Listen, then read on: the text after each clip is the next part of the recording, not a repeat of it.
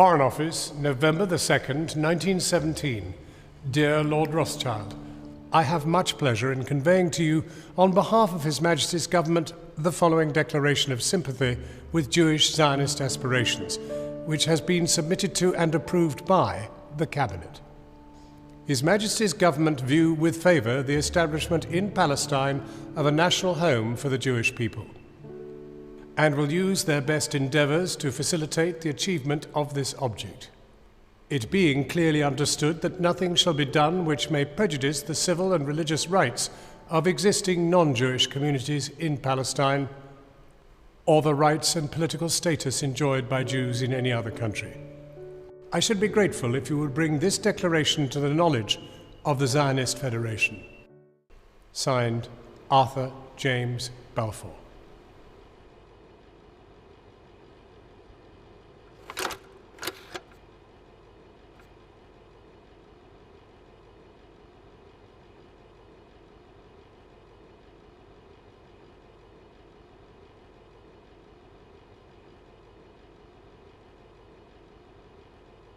The Balfour Declaration was issued by the British Cabinet in 1917.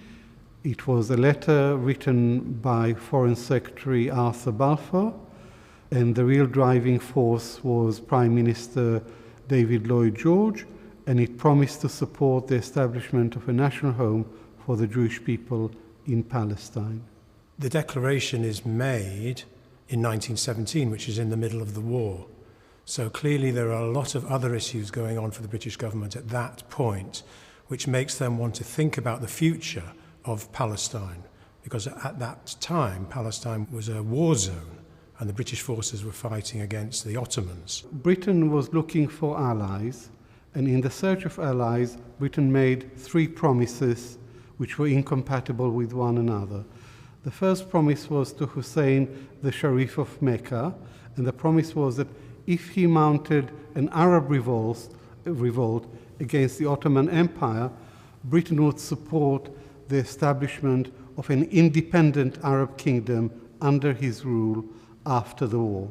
So Britain promised Palestine to the Arabs. In 1916, there was the Sykes-Picot Agreement, a secret agreement between Britain and France to divide the Middle East into a French sphere of influence and a British sphere of influence. But they couldn't agree on Palestine, so Palestine was to be put under a separate international administration. Clearly, this secret agreement contradicted the promise of an independent Arab kingdom, but worse was to come, because in 1917, Britain issued the Balfour Declaration promising Palestine as a national home for the Jews. Their motives for doing it were complex and suspect. They were partly straight down the line colonial/imperial. They wanted a footing in the Middle East. There was also some anti-Semitism. Let's just get rid of the Jews. This will do nicely. Thank you. There was also respect for minority status.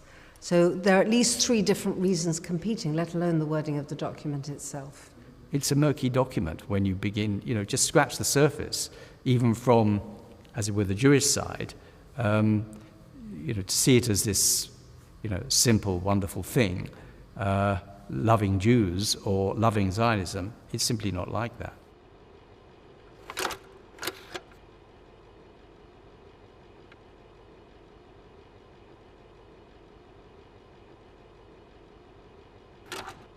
For a Jewish ear, the idea of a national home after 2,000 years of wandering, of diaspora, of homelessness, is an immensely emotionally compelling idea.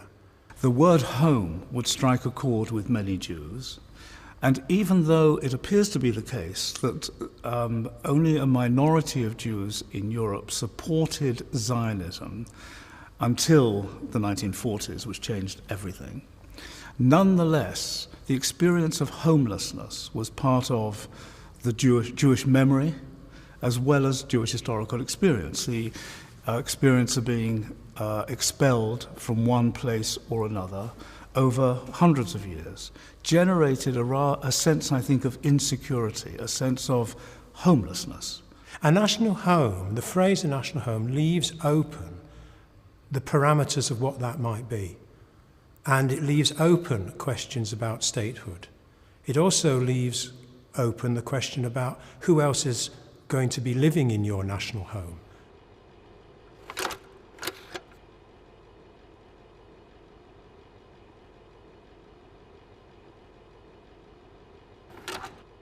The Balfour Declaration was an ingenious act of telling different things to different people with the same small number of words, and the British Empire was often very good at that. He didn't think about the consequences of the incompatible promises that it made. If Britain had lost the war, then she wouldn't be called on to fulfill any of the promises, and if Britain won the war, then as Richard Nixon used to say, when we get to this bridge, we will double-cross it.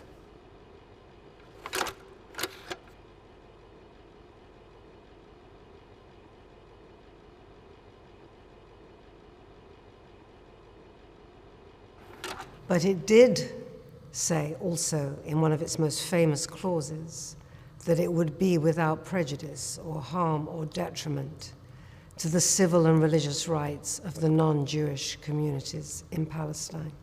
The first thing to notice is there's no mention of the word political in that triad. It is the civil and religious rights of the non-Jewish population of communities in Palestine. There is a distinction between the political status granted to Jews as peoples who have rights to self-determination and the merely civil and religious rights granted to non-Jews as people who might be under the benevolent protection of empire but don't yet deserve full independence, full peoplehood, full human dignity. That's very much the rhetoric of empire at the time. At the same time as the Declaration promises individual human rights to all the people living there, to a certain extent, it also grants collective human rights, that is this idea of the national home, to one group at the expense of another. And in human rights, in addition to individual human rights, there is also a right to collective self-determination as part of a national group or identity or any other type of collective. And those were the rights that were denied the Palestinians at the moment in which the Balfour Declaration was made. The fact that they're not even named, the fact that, okay, we don't expect them to have been called Palestinians at the time necessarily, but at least for heaven's sake to call them Arabs. But no, I mean, you know, they're not even given the grace of being called who they are. This set in motion the ultimate demonization and denigration of a whole other people. So already it was restricted, and it ignored the political rights of the majority of people in Palestine. And that's what even the British government ended up acknowledging. It gave national self-determination to a minority and not to the majority.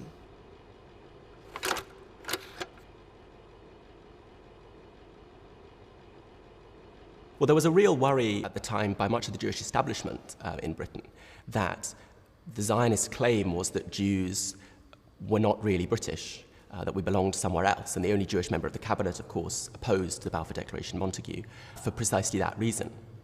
So the final words of the Balfour Declaration, that the political rights of Jews elsewhere won't be compromised, is an attempt to assuage that concern.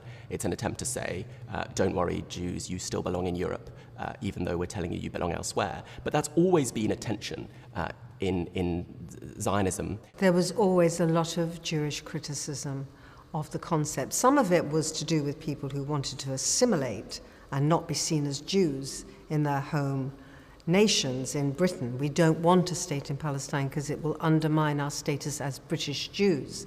So there was a hostility to Zionism in Britain which had nothing to do with the rights of the indigenous peoples. What strikes me is that it achieves the opposite of what the Zionist organization thought in a way it wanted, because ultimately Zionism was seeking a normalization for Jews in the world because of the abnormality of Jewish status. The Zionist idea was that that can be achieved only by having their own state. Arguably, it works the other way around. And the Declaration reinforced this a kind of exceptionalism. That only, I think, has served the purpose over the long term of creating an abnormal condition for Jews.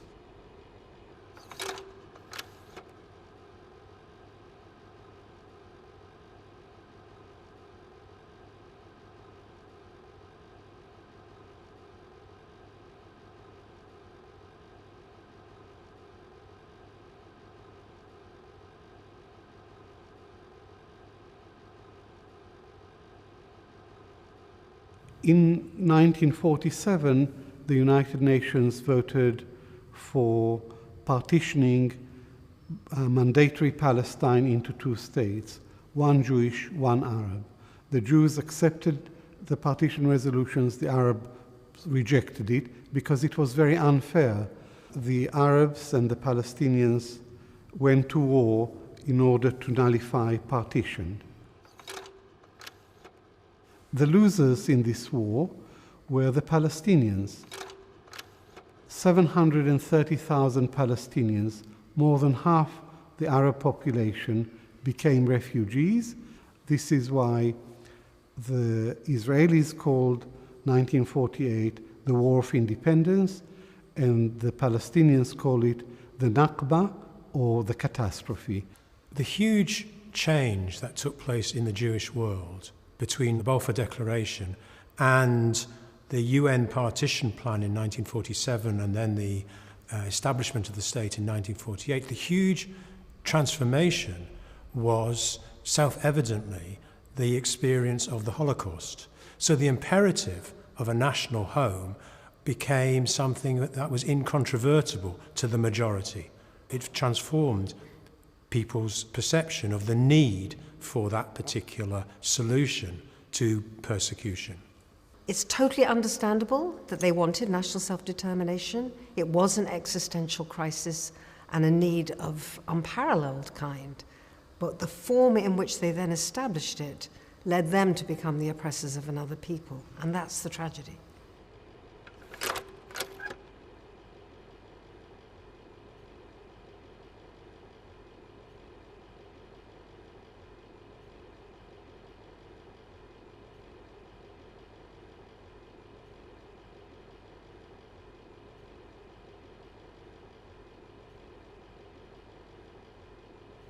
The Israeli victory in the June 1967 war reopened the question of the territorial aims of Zionism. As a result of the victory in that war, Israel became a colonial empire.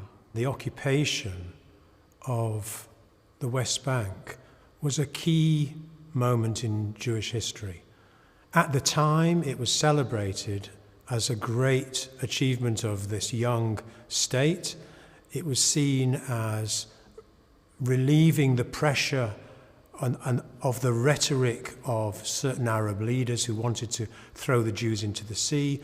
People were living in existential fear of a second Holocaust, so that the celebrations around the victory in 1967 and the occupation of the lands and the relief of that pressure was enormous, and that was across the board in religious and secular minds. There was a ratcheting up of the fear that the state might disappear, followed by the euphoria that came with a military victory that was seen as a miracle.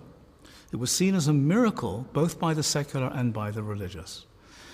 That, I think, was the mood at the time, and it was infectious. It certainly infected me as an 18-year-old living in London, and I think it was something that rippled around the Jewish world, and it was intoxicating. And I think we're still suffering from the after effects. It's like a long hangover that has lasted for 50 years and hasn't gone away. For me, having, as a young person, grown up into Zionism and become a Zionist, but then eventually moved away from it, Israel was not seen as a concrete notion like a state. It was an ideal image of the kind of Jews that we should be, or kind of society that Jewish society should be.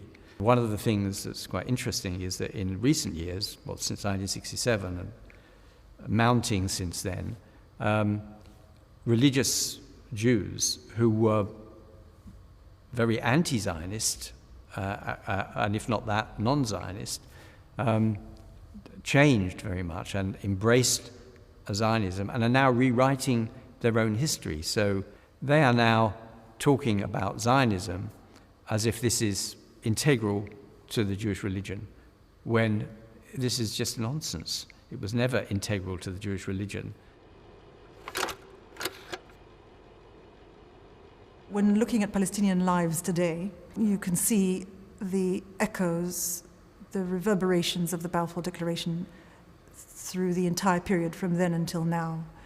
And so Palestinians are dispossessed of their lands and properties and are excluded from the basic rights of, for example, representation, and even something as simple as a passport and the right to move from place to place. If you're a Palestinian in the Gaza Strip, you may be denied something as basic as electricity, not to mention life, when one of the many military operations initiated by Israel is underway. The larger picture is a picture of a kind of ethnocracy, as some people call it. In other words, the rule of a state on the part of one ethnicity over and against any other.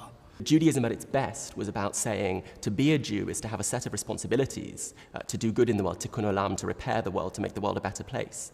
And that is wholly different from the kind of tribal particularism which says to be a Jew is to stand up for other Jews, to batten down the hatches and protect other Jews. And if that means hurting, maiming, killing others, then that's just a price worth paying. The moral and ethical texts about the importance of justice are hugely important in my understanding of what religiosity is. Those texts do not seem to figure as highly in the mindset of people for whom possession of the land is part of their religious identity. I don't share that perspective. In other words, I see a hierarchy of values in which justice is at the pinnacle of the hierarchy of values, and nationalism and possession of land is fairly low down. Today, given the degree of injustice that unfortunately has become institutionalized in the relationship between Jews and Palestinians in the State of Israel and the occupied territories, Jews elsewhere, for example here in the United Kingdom, have to make a choice. Either they are going to put justice first, or they're going to put nation first. So even if you do believe that there is such a thing as a Jewish nation, not just the Jewish people, which is something I completely accept, but the idea of a Jewish nation in the modern European sense, even if you believe that, that's not a good enough reason to wave the flag. You should only wave the flag if you can hold it with the confidence that it stands for justice. My parents were both born in the UK. They're both European Jews, and they were Zionists. After the 1967 war, they decided to make Aliyah, or to emigrate to Israel. And I was born there a year after they arrived. And so I grew up religiously observant in a nationalist setting, nationalist school. I also served in the Israeli army, something I would never do today. And in the course of the years following that, my opinions changed. And they changed through human rights on the one hand and personal encounters with Palestinians on the other. The worse the situation gets, the more important it is that Jews who are unhappy with the way Israel claims to represent them and go to war on their behalf, the insistence that Israel represents Jews the world over, and the only true fulfillment of Jewishness is in the land of Israel. It seems to me crucial that Jewish dissidents who believe that Israel should be true to the spirit of justice and righteousness, which is also part of Jewish history and thought, it feels to me even more crucial that we speak out. believing in a certain ethical code, that one's own history of persecution is a lesson not in placing self-protection above all else, but in the generosity of solidarity. That is, I think, a profoundly Jewish tradition.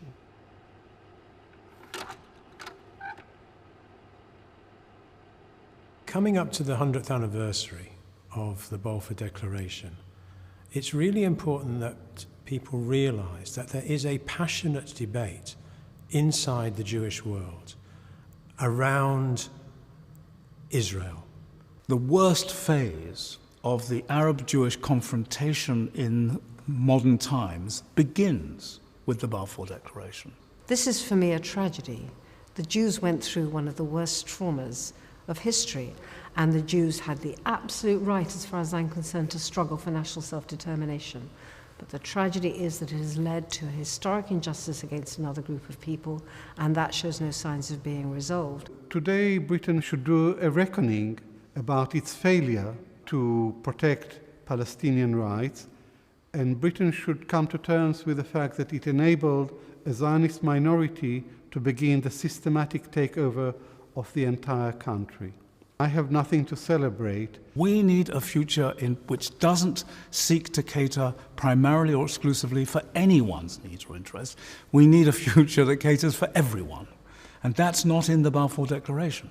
So when the Balfour Declaration is celebrated, what is being celebrated is a document that points in the wrong direction for any kind of viable future for all the people who are living in Palestine and Israel. I do think that it's been extreme for a very long time, and I do think that this will not be unlocked until there is a forceful recognition by the international community that Israeli Jews are equal to Palestinians, that Palestinians have rights. And when that understanding and recognition is brought to bear, and Israelis are taught that in their schools, when they're not taught the Balfour Declaration in a triumphalist way, but in a critical way, perhaps that's the time when they grow up to be responsible human beings that look around them and see other human beings. This is a blot on Judaism and on Jewish history and on Jewish ethics. What came out of Balfour is something which I think we Jews should be ashamed of, and we should be able to do something about it to put things right in terms of giving the Palestinians the rights that they deserve and they should have. There is a sea change happening right now in Jewish communities, and it's a rift that runs right along generational lines. The Jewish values that we're taught here at home of solidarity, of empathy, of standing with the marginalized, of treating our own experience of persecution as a demand that we should oppose the persecution of others. Many of us feel that that experience has a big gaping exception to it, and it's the Palestine exception. My view that the Balfour Declaration is part of a long history, a long litany of imperial crimes, is not the majority view in the British Jewish community. I'm confident of that. But I think if you ask young Jews, things are changing.